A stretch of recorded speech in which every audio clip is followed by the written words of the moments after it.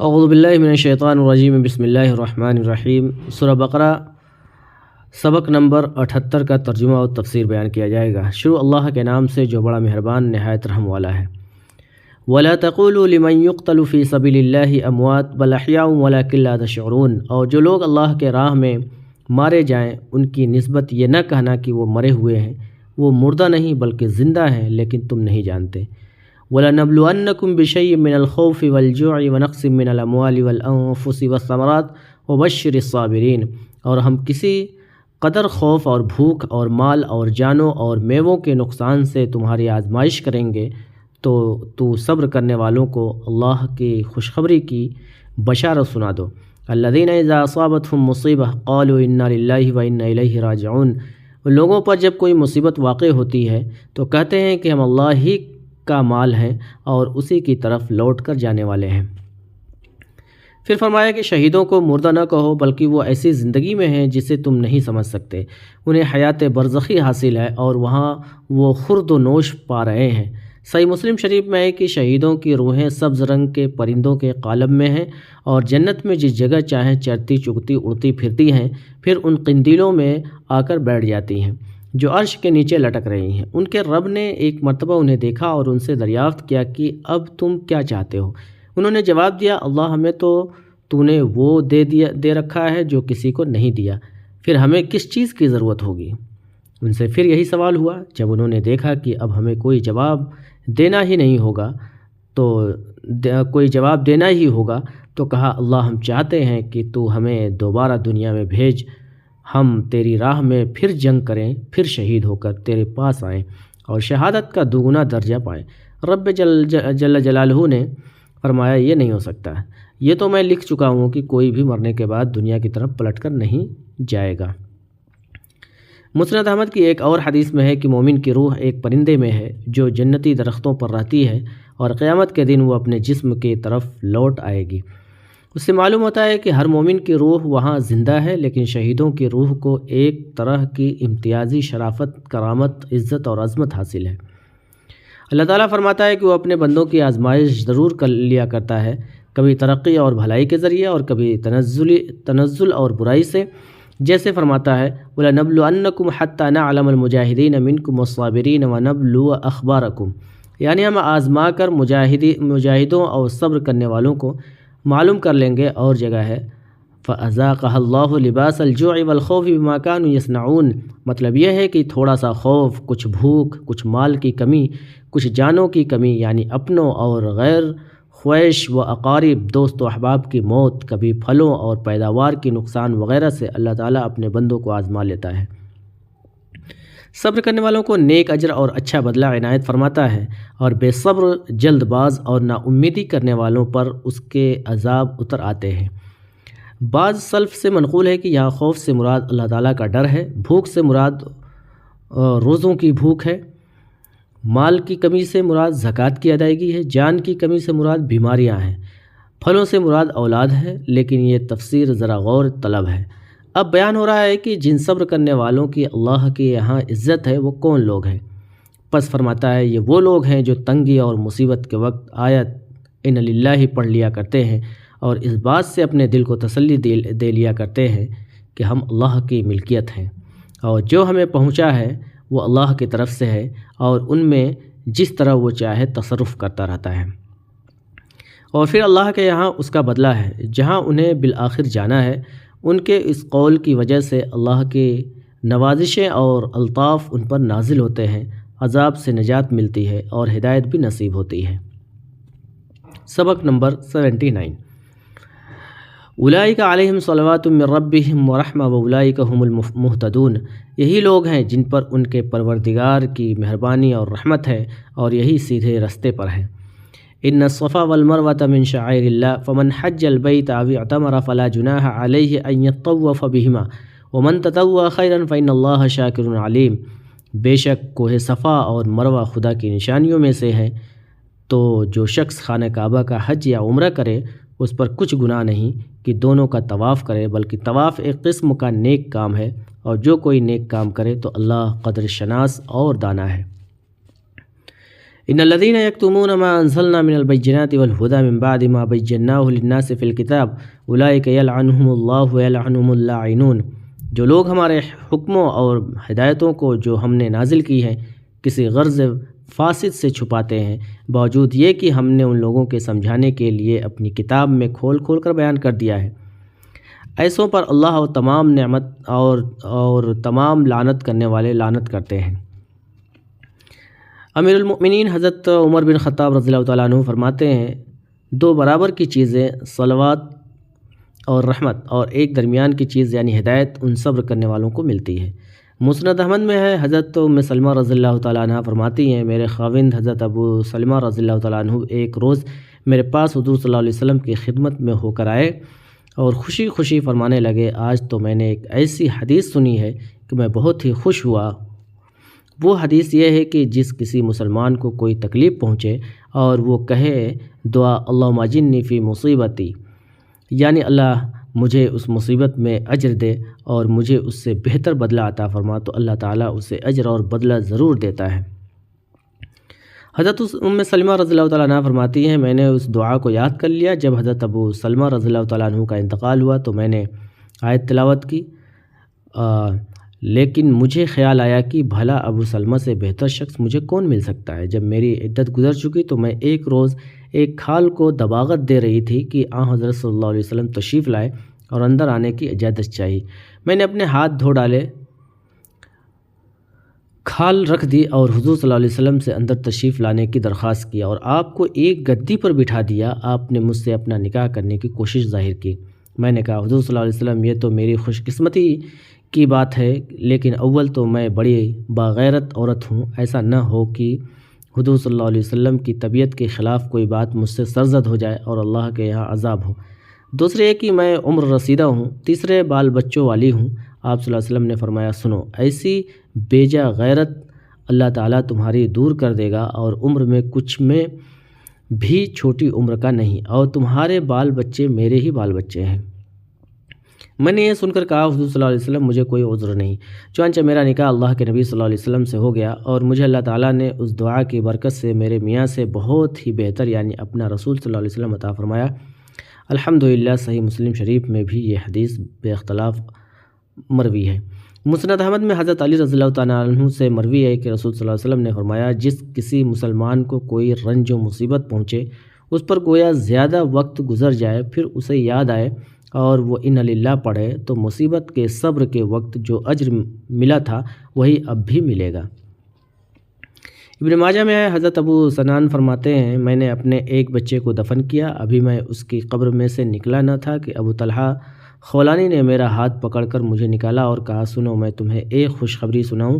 رسول صلی اللہ علیہ وسلم نے فرمایا کہ اللہ تعالیٰ ملک الموت سے دریافت فرماتا ہے، تو نے میرے بندے کی آنکھوں کی ٹھنڈک اور اس کا کلیجے کا ٹکڑا چھین لیا، بتا تو اس نے کیا کہا؟ وہ کہتے ہیں، اس نے تیری تعریف کی اور ان للہ پڑھا۔ اللہ تعالیٰ فرماتا ہے، اس کے لیے جنت میں ایک گھر بناؤ اور اس کا نام بیت الحمد رکھو۔ حضرت عائشہ رضی اللہ تعالیٰ عنہ سے حضرت عروہ دریافت کرتے ہیں کہ اس آیت سے تو ایسا معلوم ہوتا ہے کہ طواف نہ کرنے میں بھی کوئی حرج نہیں۔ آپ نے فرمایا، بھتیجے، تم صحیح نہیں سمجھے، اگر یہ بیان مد نظر ہوتا تو ان لا یطوف بہما ہوتا۔ سنو، آپ شریف آیت شریف کا شان نزول یہ ہے کہ ایک جگہ کا نام ہے کے پاس منات بت تھا، اسلام سے پہلے انصار اسے پوجتے تھے اور جو اس کے نام لبیک پکار لیتا وہ صفا مروہ کے طواف کرنے میں حرج سمجھتا تھا۔ اب بعد ازاں اسلام لوگوں نے حضور صلی اللہ علیہ وسلم سے صفا مروہ کے طواف کے حرج کے بارے میں سوال کیا تو یہ آیت اتری کہ اس میں کوئی حرج نہیں، لیکن اسی کے بعد حضور صلی اللہ علیہ وسلم نے صفا مروہ کا طواف کیا، اس لیے مسنون ہو گیا اور کسی کو اس کے ترک کرنے کا جواز نہ رہا۔ ابو بکر بن عبد الرحمن نے جب یہ آیت روایت سنی تو وہ کہنے لگے کہ بے شک یہ علمی بات ہے، میں نے تو اس سے پہلے سنی ہی نہ تھی۔ بعض اہل علم فرمایا کرتے تھے کہ انصار نے کہا تھا کہ ہمیں بیت اللہ کے طواف کا حکم ہوا ہے، صفا مروہ کے طواف کو جاہلیت کا کام جانتے تھے اور اسلام کے حالت میں اس سے بچتے تھے، یہاں تک کہ یہ آیت نازل ہوئی۔ ابن عباس سے مروی ہے کہ ان دونوں پہاڑیوں کے درمیان بہت سے بت تھے اور شیاطین رات بھر اس کے درمیان گھومتے رہتے تھے۔ اسلام کے بعد لوگوں نے حضور صلی اللہ علیہ وسلم سے یہاں کے طواف کی بابت پوچھی، سوال کیا، اور شیاطین رات بھر اس کے درمیان گھومتے رہتے تھے۔ اسلام کے بعد لوگوں نے حضور صلی اللہ علیہ وسلم سے یہاں کے طواف کی بابت مسئلہ دریافت کیا، جس پر یہ آیت نازل ہوئی۔ مشرک لوگ انہیں چھوتے اور چومتے تھے۔ اسلام کے بعد لوگ اس سے الگ ہو گئے، لیکن یہ آیت اتری جس سے یہاں کا طواف ثابت ہوا۔ سیرت محمد بن اسحاق میں ہے کہ اصاف اور نائلہ 2 مرد و عورت تھے۔ ان بدکاروں نے کعبہ میں زنا کیا، اللہ تعالیٰ نے انہیں پتھر بنا دیا۔ قریش نے انہیں کعبہ کے باہر رکھ دیا تاکہ لوگوں کو عبرت ہو، لیکن کچھ زمانے کے بعد ان کی عبادت شروع ہو گئی اور صفا مروہ پر لا کر نصب کر دیے گئے اور ان کا طواف شروع ہو گیا۔ صحیح مسلم کی ایک لمبی حدیث میں ہے کہ حضرت صلی اللہ علیہ وسلم جب بیت اللہ شریف کا طواف کر چکے تو رکن کو چھو کر باب الصفا سے نکلے اور آیت تلاوت فرما رہے تھے۔ پھر فرمایا میں بھی شروع کروں گا اس سے جس سے اللہ تعالیٰ نے شروع کی۔ ایک روایت میں ہے کہ آپ نے فرمایا تم شروع کرو اس سے جس سے اللہ نے شروع کیا، یعنی صفا سے چل کر مروہ جاؤ۔ حضرت حبیبہ بنت تجزات فرماتی ہیں میں نے رسول صلی اللہ علیہ وسلم کو دیکھا، آپ صفا مروہ کا طواف کرتے تھے، لوگ آپ کے آگے آگے تھے اور آپ ان کے پیچھے تھے۔ آپ قدرے دوڑ لگا رہے تھے اور اس کی وجہ سے آپ کا تہبند آپ کے ٹخنوں کے درمیان ادھر ادھر ہو رہا تھا اور زبان سے فرماتے جاتے تھے لوگوں دوڑ کر چلو، اللہ تعالیٰ نے تم پر سعی لکھ دی ہے۔ اسی کے ہم معنی ایک روایت اور بھی ہے۔ یہ حدیث دلیل ہے ان لوگوں کی جو صفا مروہ کے سعی کو حج کا رکن جانتے ہیں، جیسے حضرت امام شافعی اور ان کے موافقین کا مذہب ہے۔ امام احمد سے بھی ایک روایت اسی طرح کی ہے۔ امام مالک کا مشہور مذہب بھی یہی ہے۔ بعض اسے واجب تو کہتے ہیں لیکن حج کا رکن نہیں کہتے۔ اگر عمدن یا سہون یا کوئی شخص اسے چھوڑ دے تو ایک جانور ذبح کرنا پڑے گا۔ امام احمد سے ایک روایت اسی طرح مروی ہے اور ایک اور جماعت بھی یہی کہتی ہے اور ایک قول میں یہ مستحب ہے۔ امام حنیفہ، ثوری، شعبی، ابن سیرین یہی کہتے ہیں۔ حضرت انس بن عمر اور ابن عباس سے یہی مروی ہے۔ امام مالک سے بھی یہی روایت ہے۔ ان کی دلیل آیت پیش کرتے ہیں، لیکن پہلا قول ہی زیادہ راجح ہے، اس لیے کہ حضرت صلی اللہ علیہ وسلم نے کوہ صفا مروہ کا طواف کیا اور فرمایا احکام حج مجھ سے لو۔ پس آپ نے اپنے اس حج میں جو کچھ کیا وہ واجب ہو گیا، اس کا کرنا ضروری ہے۔ اگر کوئی کام کسی خاص دلیل سے واجبات سے ہٹ جائے تو اور بات ہے۔ علاوہ ازیں حدیث میں آیا ہے کہ اللہ تعالیٰ نے تم پر سعی لکھ دی، یعنی فرض کر دی۔ غرض یہاں بیان ہو رہا ہے کہ صفا مروہ کا طواف بھی اللہ تعالیٰ کے ان شرعی احکام میں سے ہے جنہیں حضرت ابراہیم کو بجا آوری حج کے لیے سکھائے تھے۔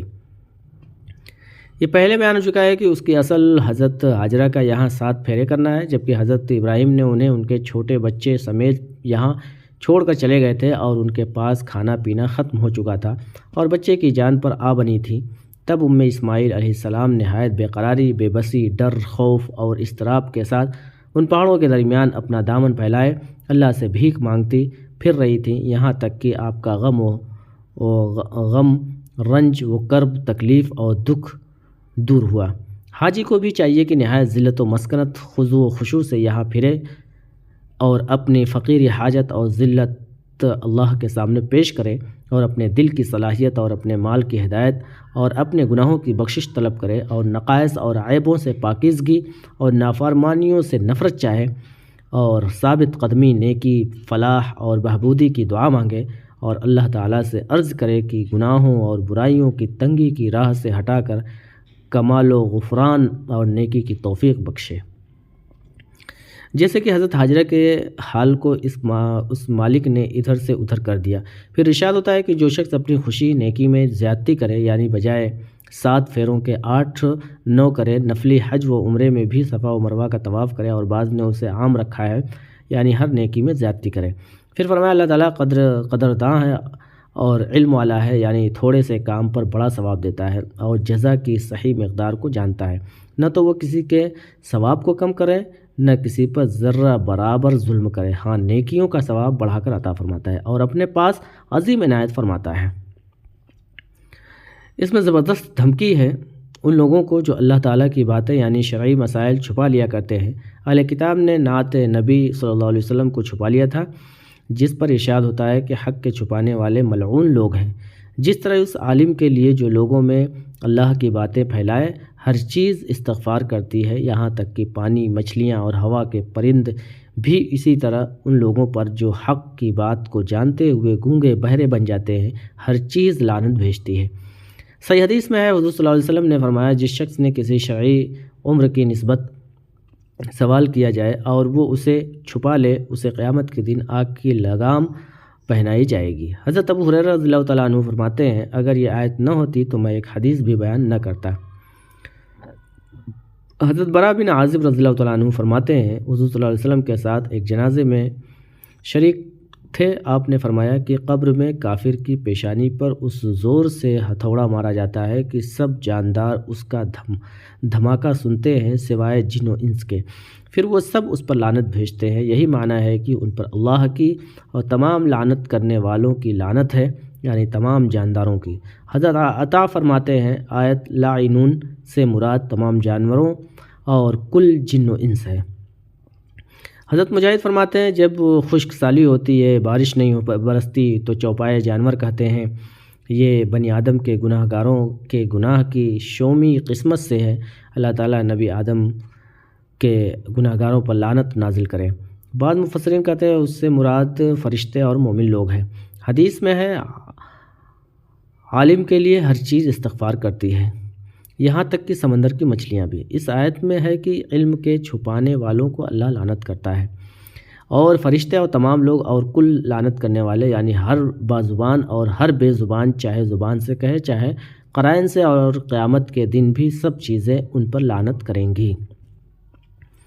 پھر ان میں سے ان لوگوں کو الگ کر لیا گیا جو اپنے اس فعل سے باز آ جائیں اور اپنے اعمال کی پوری اصلاح کر لیں، اور جو چھپایا تھا اسے ظاہر کریں۔ ان لوگوں کی توبہ وہ اللہ تواب الرحیم قبول فرما لیتا ہے۔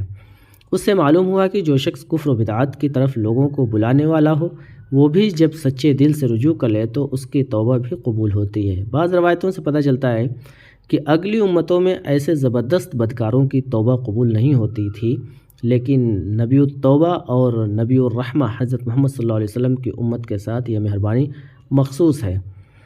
اس کے بعد ان لوگوں کا بیان ہو رہا ہے جو کفر کریں، توبہ نصیب نہ ہو اور کفر کی حالت میں ہی مر جائیں، ان پر اللہ تعالیٰ، فرشتوں اور تمام لوگوں کی لعنت ہے۔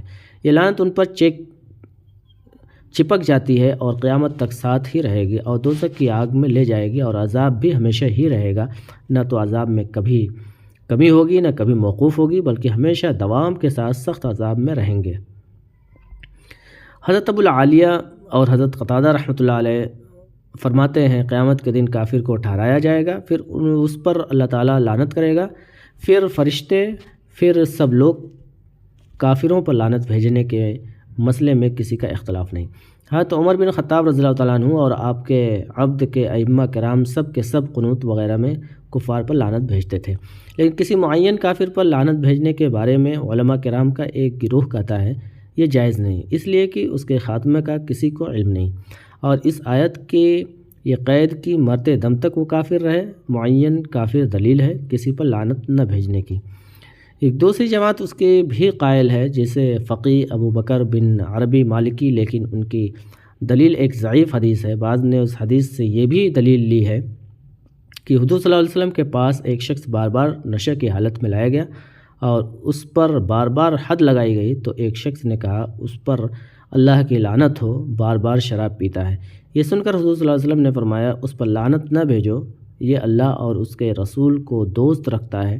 اس سے ثابت ہوا کہ جو شخص اللہ رسول سے دوستی نہ رکھے اس پر لعنت بھیجنی جائز ہے، واللہ اعلم۔